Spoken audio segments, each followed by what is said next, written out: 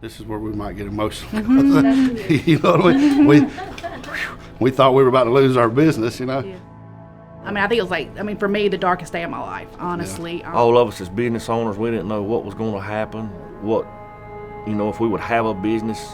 We knew that if she lost the studio, that she would not be who she is. It was depressing. I was losing. I thought I was going to lose everything, and I almost did. Almost.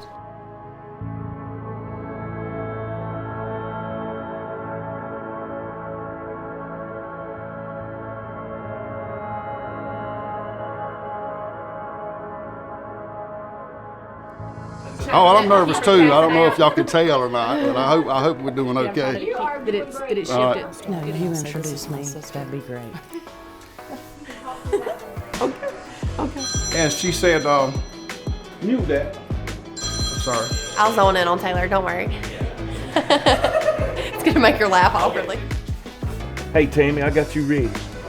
You didn't record that, did you?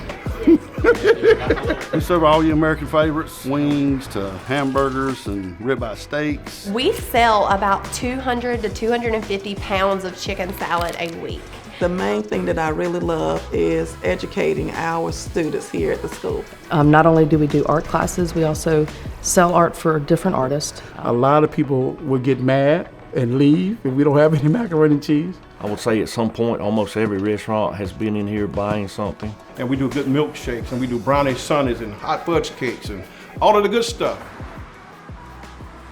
The first impact of COVID for us was really, really shaky. We didn't know what to do. We didn't know how to do it. My husband does most of the financial parts, and there were nights where he would lose sleep or be stressed out over our bookkeeping and things not adding up like they needed to. Oh, I cried in class. I cried.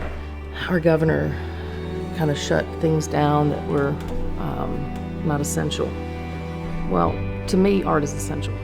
It's essential to feed my family. And right at the beginning of it, it really did affect us. It was like a trying time for us.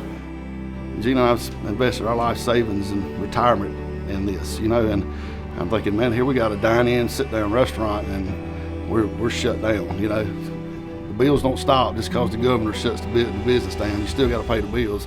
So, that was real scary for us. Just knowing what you'd invested in both locations and that you had the possibility to lose everything. Yeah. Okay. Yeah. I'm sorry. Bear with us. I look at her and she tears up. So Nutramax has partnered with restaurants and different places in the community to provide them with these vouchers that would have X amount of dollars on them, and this voucher would be money that could be spent in their store. So let's just say, for instance, the voucher was $10. If someone came in and spent $9 in our store, we would still get to keep an extra dollar to pay for overhead or employees or food costs. And we've seen anywhere from 200 to like 600 vouchers come in those 2-week time periods, which for us is everything. We're able to have more hours for employees. We were able to filtrate new items and bring some things back that we had to leave off due to the virus. And then when these vouchers hit, we had to come in, we had to prepare for $250, $300, and we were still running out of food. Then I'm like, oh God, I need some extra help, When I shared with some salons, they asked me if I was serious, if this was a prank. And I said, no, it's real. And if I didn't get emotional, y'all wouldn't think I cared. I'm passionate about my business, and I really am thankful for everything that Nutramax has done for us. I truly don't know that we would have survived without their partnership during the main hit of the coronavirus. If you go through Lancaster, there's a lot of empty buildings. And I'm proud to say, because of Nutramax, Izzy's is not one of those places that's closed. It was overwhelming, and I said, you know what, there's light at the end of that tunnel. The 410 has put so much money into the local economy. Folks like Donna and I, our friends in the restaurant industry, our friends at the beauty salon, it has just been a blessing. So Nutramax had made it common to help the community. They have the 410 initiatives, which is taken from scripture, 1 Peter 4:10. And it talks about being a good steward over what God has given you and giving back. And Nutramax does that. They give back to the employees, they give back to the local businesses, and you can see evidence of when you honor God, He will honor you. You never see anything about Nutramax that doesn't mention a blessing from God, and that is a great example for how each and every one of us should be, and how each and every company should operate.